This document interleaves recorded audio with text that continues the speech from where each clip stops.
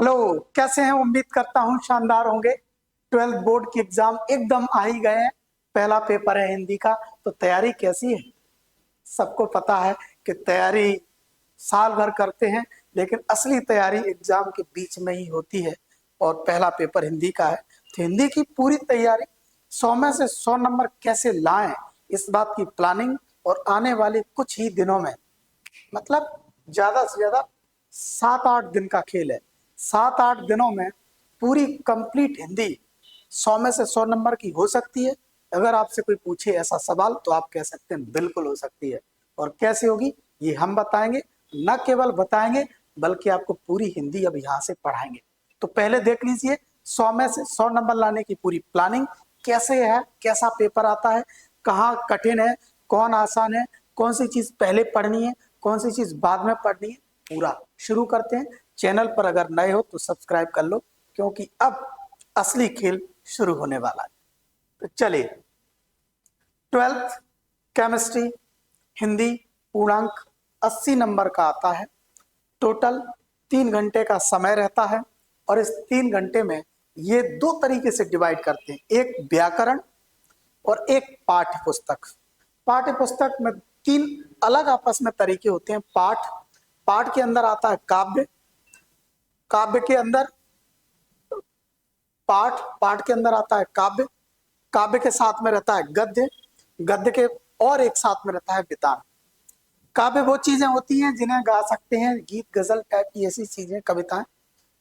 गद्य वो होता है जिसमें नाटक, एकांकी, कहानी टाइप की चीजें रहती हैं। और वितान भी लगभग इसी से मिलता हिस्सा है, जो अलग से है। ये अगर देखा जाए तो 17 नंबर का पूरा काव्य खंड है, 17 नंबर का ही आपका गद्य खंड है, और 7 नंबर का आपका वितान है।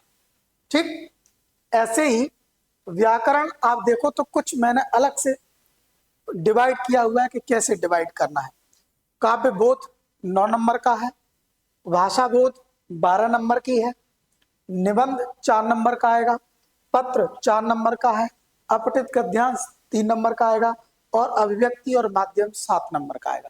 तो इस तरीके से जब आप देखोगे तो लगभग 40 नंबर का हिस्सा ये है, 41 के आसपास, और 39 के आसपास ही, यानी 40-40 मान लो आप।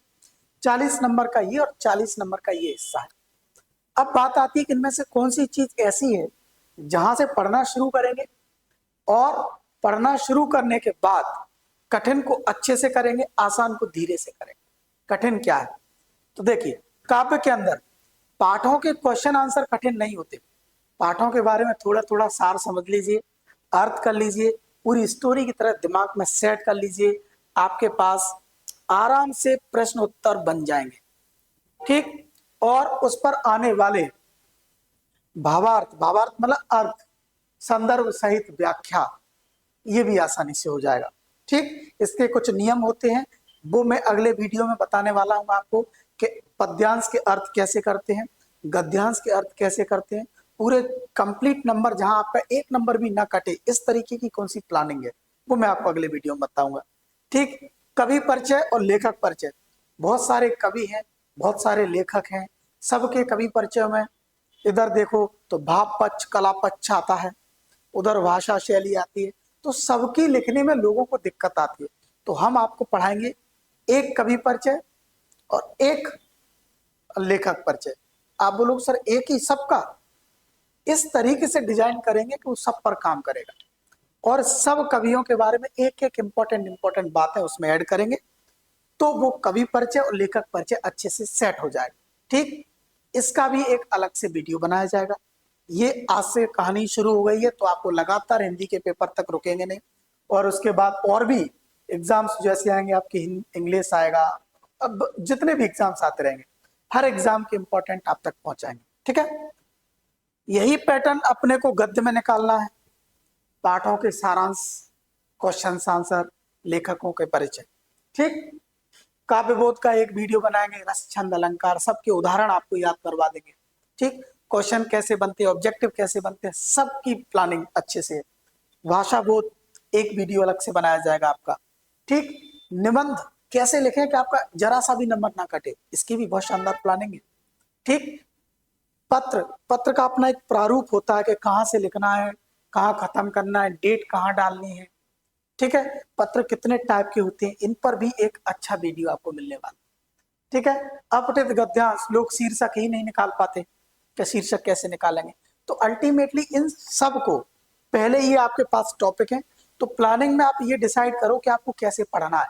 तो यहाँ से सपोज आपको ये 6 दिन में पढ़ना है, 7 दिन में पढ़ना है, तो ऐसा टारगेट करो कि एक दिन में पूरा काव्य बोध खत्म, एक में गद्य खंड खत्म, एक दिन वितान वितान पढ़ेंगे ओनली, एक दिन ये, फिर एक दिन ये, एक दिन में अपन निबंध पढ़ लेंगे, पत्र पढ़ लेंगे दोनों, और एक दिन में बाकी का ही। टोटल अगर दिन जोड़ोगे तो पता चला 1 2 3 4 5 6 7, मैंने कहा ना एक सप्ते का खेल है। तो 7 दिन यहां से जुट जाओ, 7 दिन में पूरी हिंदी 100% हो जाएगी। ठीक, तो ये पहला वीडियो है जिसमें मैंने आपको पूरा सिलेबस बताया कि कितने नंबर का क्या आएगा, किस किस पर मैं वीडियो बनाने वाला हूँ। सबसे पहले शुरुआत करने वाला हूँ व्याकरण से, व्याकरण में आपका पहला वीडियो आएगा काव्यबोध का। ठीक है, तो सब्सक्राइब कर लो, और इस वीडियो को देखने के बाद बताओ नीचे कमेंट करके क्या वाकई आप तैयार हो मेरे साथ जैसी मैं तैयारी करवाने वाला हूँ। पिछले सालों का इतिहास है मेरा कि 98 मार्क्स हिंदी में मैंने दिलवाए हुए हैं पढ़ा के। कुछ ही समय में आपका भी बहुत अच्छा स्कोर हो, पहला पेपर है, जितना अच्छा जाएगा सारे पेपर उतने अच्छे जाएंगे। तो उम्मीद करता हूँ आप सब स्वस्थ होंगे, मस्त होंगे, और अब यहाँ से मेरे साथ जुट के आप भी मेहनत करोगे, मैं आपके लिए लगाऊं। तो आप मेरे लिए सिर्फ इतना सा करिए कि वीडियो को लाइक शेयर सब्सक्राइब करें, और थोड़ा सा मेरा भी मन लगा रहे, ज्यादा से ज्यादा लोगों तक अपन पहुंचे, हम ज्यादा लोगों के काम आएंगे, यही हमारी फीस है। धन्यवाद।